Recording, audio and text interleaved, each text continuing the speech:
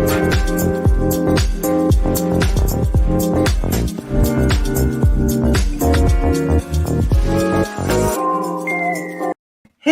and welcome to Finance Conversation. This is the Merging Life and Money Show, and I am super excited to be here with you. Today is International Accounting Day. It is a day to celebrate the important profession of accounting. This day is a time to reflect on the impact that accountants have had on businesses and economies around the world. It is also an opportunity to acknowledge the hard work and dedication of accountants everywhere in the world. So if you are an accountant, thank you very much for what you do to make the world a better place. And if you know someone who is an accountant, today is a perfect day to show your appreciation. Welcome to the Merging Life and Money Show. Today, I am going to continue the conversation about savings, and I will be talking about what you should know about savings accounts, and I will also explore the 6 types of savings one should have. So before I get into it, for those of you who do not know me, let me introduce myself. I am your host, Marie-Jo César. I help professional women, in particular, transform their relationship with money by giving them the necessary financial knowledge and skills they need to take control of their money, manage their finances, and recognize that they can live their best lives with the money they have. So thank you for joining in today. So as usual, if you're watching the replay, it would be nice if you could type hashtag replay in the chat. And also feel free to leave me some comments and some questions. I'll be delighted to get back to you on this. So that you know, I come to you live every Thursday at 5 p.m. Pacific Standard Time to share tips, tools, techniques, inspiration, I would say motivation, and to give you valuable information about how to achieve financial wellness and live your life with means and meaning.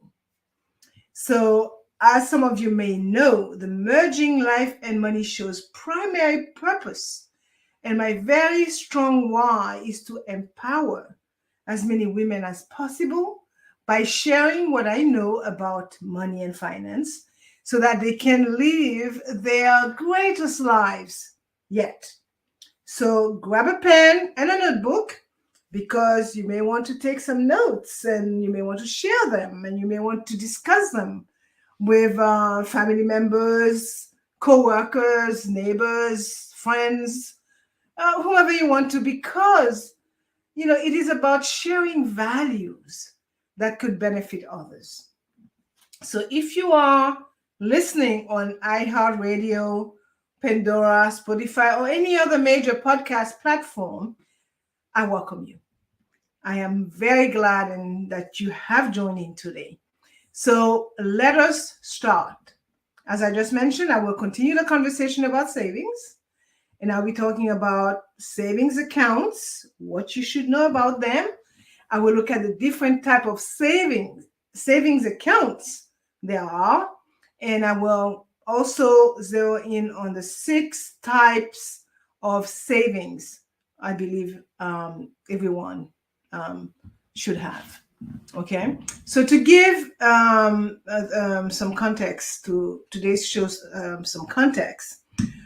When it comes to savings, I would say saving money, a lot of us know that we should be doing it, but we don't always do it, right? So one of the best places to start is by opening a savings account, as savings account offer a lot of benefits, including safety and security for your money and the potential to earn interest on your deposited funds.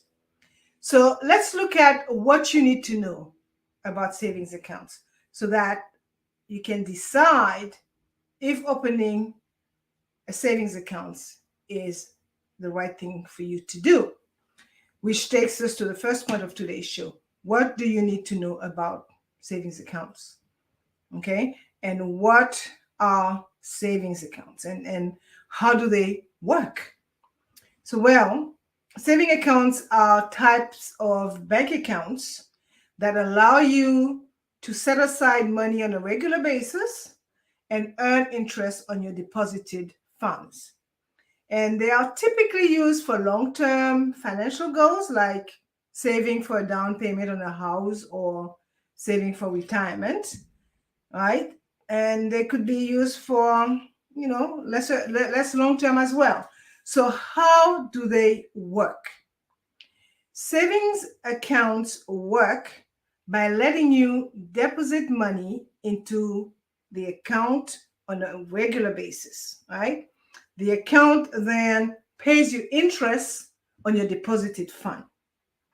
You must also know that the interest rate on savings accounts is typically lower than the interest rate on other type of investment account, such as stock portfolio or real estate investments.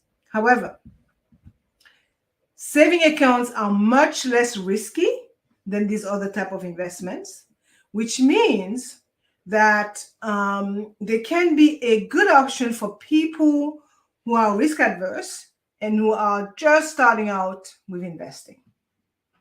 So you may be asking, okay, what are the benefits of having money into a savings account? I would say that the benefits are many, right? You can access your money at any time, unlike with some other investment type account, such as stock portfolio and real estate, as I mentioned a few minutes ago. And in some cases, not only you can access your money at any time, but you can also do so without penalty. Okay, so this makes savings accounts a good option for people who want to maintain liquidity and meaning maintain the ability to access their fund quickly. Another benefit is that your money is FDIC insured. FDIC stands for Federal Deposit Insurance Corporation, which means that your money is backed by the full faith and credit of the United States government for up to $250,000 per depositor per institution, per bank, right? This ensures that your money is safe in the event that the bank fails. And of course, the second benefit is that you can earn interest on your deposited funds, as I mentioned. Note that the interest rate is usually lower than what you would earn in other type of investment, but it is still free money, right? So when you can get it. So you must also know that savings accounts have some requirements. Most savings accounts have a minimum balance requirement, which is the minimum amount of money you must keep in your account to avoid fees. Additionally, some accounts have a monthly maintenance fee, which is a fee charged each month regardless of the account balance. Okay, some accounts also have terms. So the term is a length that you have to keep the money into the account. Savings accounts can also have a withdrawal limit. This is the maximum amount of money that you can take out of the account during a given time period. You should also know that there are some tax implications with savings accounts. Interest earned on savings accounts is subject to federal income tax. However, you may be able to avoid paying taxes on your savings if you use the money for qualified expenses such as education or medical expenses. So be sure to talk to your tax advisor about the best way to minimize your tax liability as far as savings accounts are concerned. Last but not least, savings accounts do carry risks. Okay, the biggest risk of savings account is that you may lose access to your money if the bank fails. However, as I mentioned just now, the risk is mitigated by the FDIC insurance. Additionally, savings accounts are subject to inflation, the I word. And as you know, inflation can take a big bite out of the value of your savings every day, particularly now. So I will end this point by saying that when choosing a savings account, there are several things you should keep in mind. First and foremost, you need to make sure that the account is FDIC insured. This will ensure that your money is safe in the event of a bank failure. Second, you should compare interest rates from different banks to make sure that you are getting the best deal possible.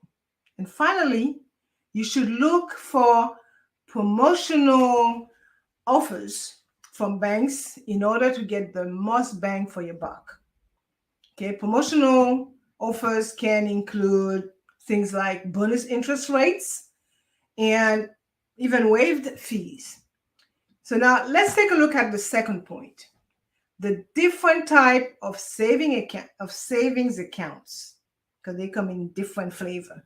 When it comes to savings account, there are a lot of options out there. Okay, so the question is, which one is the best one for you? I will say that it depends on your savings goals. It depends on your individual needs and preferences, and of course, on how much risk you are willing to take. So let's see what they are. The most common type of savings account is what we call traditional savings account. These savings account offer basic features, okay, and relatively low interest rate. They also tend to have low fees and no minimum balance requirement. And most importantly, they are federally insured against loss. I will say that they are a good option for people who are just starting to save. The next type of savings accounts are money market accounts. Well, money markets accounts typically offer, I would say, higher interest rates than standard or traditional savings accounts. They offer check writing privileges and sometimes even debit card, making them convenient, making them a convenient option for people who want easy access to their cash. But, and yes, there's a but, money market account balances are typically required to stay above a certain limit, or else you will be charged a fee. Then you have a third type, which I would say, what they call them CDs, or certificate of deposit. They typically offer higher interest rate than the standard savings account or the money market accounts. Okay, they also tend to have fixed interest rates, which mean you know exactly how much you will earn on your investment, thus making them a good choice for people who want to earn steady return on their investment. I will also add that while they tend to have a fixed interest rate, they also have early withdrawal penalties. So it is important to make sure that you will not need access to your money before the CD matures. Last but not least, you have the individual retirement accounts that they call IRAs. They offer a variety of tax benefits, making them a good option for people who want to save for retirement. There are two main types of our IRAs, the traditional IRA and the Roth IRA. Each of them has its own unique benefits, so make sure to talk to a financial professional to see which IRA is right for you. So I will end this point by saying that savings accounts offer several advantages, including, oh God, excuse me, easy access to funds, federal insurance, and promotional bonuses from banks. So when choosing a savings account, right, be sure to compare interest rate and look for promotional offers from different banks. With this information in mind, you can use savings accounts to your benefits and ensure that your money is safe and accessible, particularly when you need it. Now, to the third and final point, the 6 types of savings I personally believe that one must have. As we know, saving is the intentional act of setting money aside for specific goals or purposes, right? So saving is not the absence of spending. So don't get it twisted here. No matter where you are on your financial journey, you need to know that it is possible to turn your financial life around and start saving money. So sometimes all it takes is that first step in the right direction to get things moving in your favor. As I mentioned last week, when it comes to saving, remember that a part of all of that you earn is yours to keep, at least 10%. So before spending money on anything else, pay yourself first. Okay? So here are the 6 types of savings that I really think that everybody should have if they can. It is foreseeable that there will be some emergencies during the course of your life, right? And in fact, recent statistics show that 55% of Americans have experienced a financial shock that left them struggling at some point in time in their life. In many cases, that hardship could have been avoided with an emergency fund. So from a family emergency that could require you to fly across or even out of the country, to less emotional emergencies like a broken down car or a leaking dishwasher, having a decent amount of money saved up keeps you from adding financial stress to the pile. It is even more important in a time when people are at risk of illnesses and job losses, like now. So what are the 6 types of savings? First one that I identify is emergency savings. Well, emergency savings can provide debt-free means to withstand a financial shock, such as a long-term illness, as I mentioned, or job loss, or any type of unforeseen auto or home repairs. Okay, the sad part is that many people don't have this kind of safety net. In fact, according to a survey done by NBC in January of 2020, only 44% of Americans could cover a 1,000 emergency without having to borrow money or selling something to realize the cash. I would say that you can think of emergency fund as a kind of insurance policy funded and underwritten by yourself. Because basically, by putting these funds aside for the future, you are paying yourself instead of an insurance company, right? So since you never know when an emergency might happen, this money need to be fairly liquid, as you will need to access it quickly and easily, right? So this fund should be kept in, I would say, a high yield savings account or a money market account, because in case of an emergency, the last thing you want to worry about is withdrawal fees. Also, you should increase your emergency funds from time to time to account for changes such as the rise in cost of living or additional financial obligations. So do yourself a favor.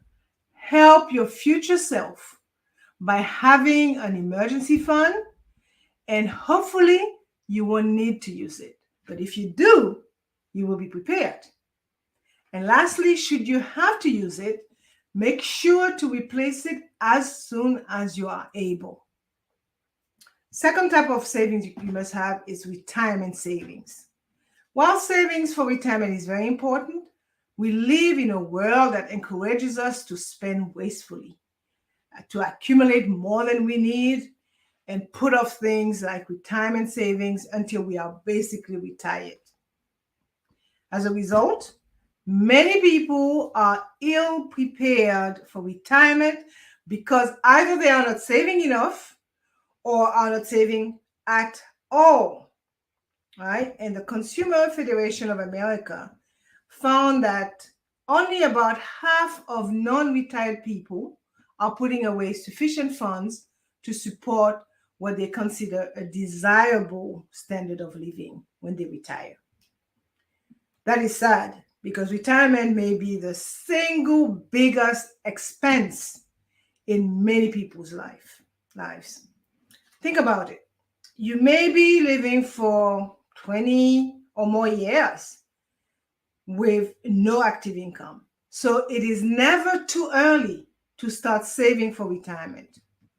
And I could tell you the size of your retirement account will likely determine when you will retire, because retirement is not an age. It is an amount of money saved. So while your parents or grandparents may have had a pension plan that kicked off at 65 on the nose, that may not be the case for the younger generations of workers. Instead, the 401k model of retirement requires that employees do their own savings. I would recommend contributing at least between 10 to 15% of your total income. If you can contribute more, do so using both your 401k plan and an individual retirement account, that IRA that I spoke about. Remember that each dollar you save is going to be worth less by the time you retire, because inflation takes a bite at it every day. So the goal there is to invest so that your investment growth beats the rate of inflation. Therefore, be mindful about playing it safe. Hoarding cash is a definite no-no. Truth be told, as long as we are in this pitiful low interest rate environment, you can forget about conservative options such as treasury bonds and savings account. Things are turning a little bit, but the jury is still out on that one. I would also remind you that your IRA is another tax advantage saving option, but early withdrawals from it or from your 401k plan can result in large tax penalties. So beware. Third type of saving that you must have: medical savings.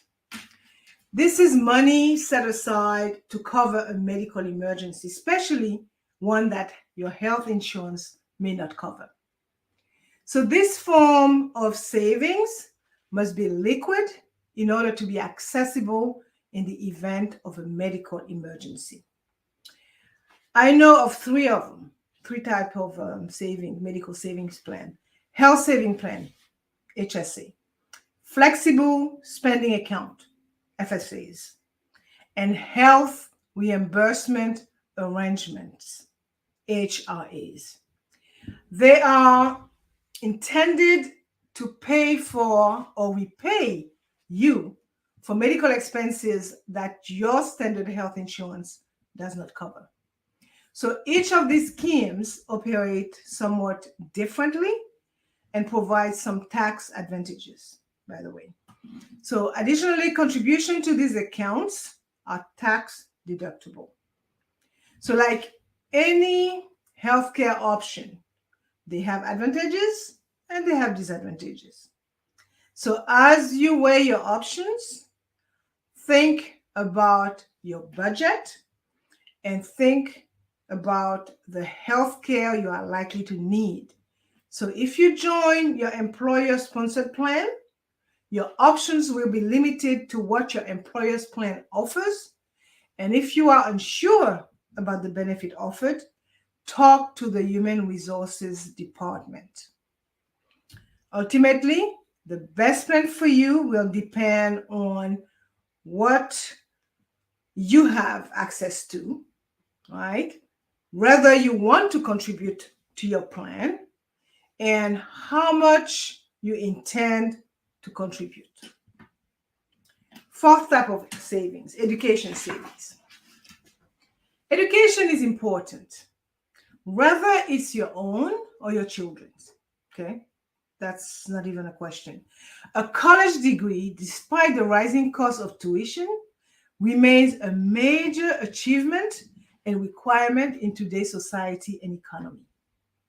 So according to data from the College Board, the average tuition fees, I would say, in 2021-22 for public four-year college was $42,960 for state residents and $110,000 for non-state residents. And an average annual room and board was $11,950 that you have to add to the cost of college. So don't even talk about tuition in private college and university. The average four-year college tuition there was $152,000. At the end of the day, college savings require careful planning and starting early, utilizing the many college funding that are available. And some of the options are grants and scholarships, loan, prepaid college plans, covered education savings accounts, what they call ESA. You could use your Roth IRA for that as well. There are some other instruments like Index Universal Life policies, which are there. And they have custodial accounts, UGMA, Universal Gift to Minor Act, and UTMA, which are Uniform Transfer to Minor Act. And of course, savings is there, and cash if you have it. So do your research, as each of these options have their pros and cons. Okay, fifth one, personal savings or goal-specific savings. Personal savings is money you put away for non-immediate use. It is not for an emergency, not for medical expenses or retirement. Okay, this account is there to help you save for your next big purchase or expenditure. It could mean a car, a vacation, or perhaps home renovations, or even a down payment on a home, right? So it could also be for a major life event like a newborn baby or planning for a wedding. So based on the rate at which you are saving for this big purchase or life event, you will know when you would need the funds, and you will decide how long you must let your money grow and do this in a relevant savings vehicle. Truth be told, you should always set a little money aside for enjoyment. For nothing is wrong with having a little fun, okay, without harming your financial future. 6, which is the last type that I would recommend, is to have a financial legacy savings. The question is, what type of financial legacy would you leave behind upon your death? Would it be debt and financial hardship for your family? Or would you leave a legacy of financial strength, foresight, and dignity? Consider the significance of your financial legacy to others around you. So whether you are 20 or 90 years old, the way you handle your finances will have a positive or a negative impact on your loved ones. Okay, so think about eliminating your debt, reducing your spending, and prioritizing saving and investing your money. Okay, that's important. It is one of the most effective methods to honor your loved ones. So I will end this point with this statement. Saving should not just be a temporary reaction to a financial crisis, but rather a way of life. Okay, so let us wrap up. Oh my God, 31 minutes.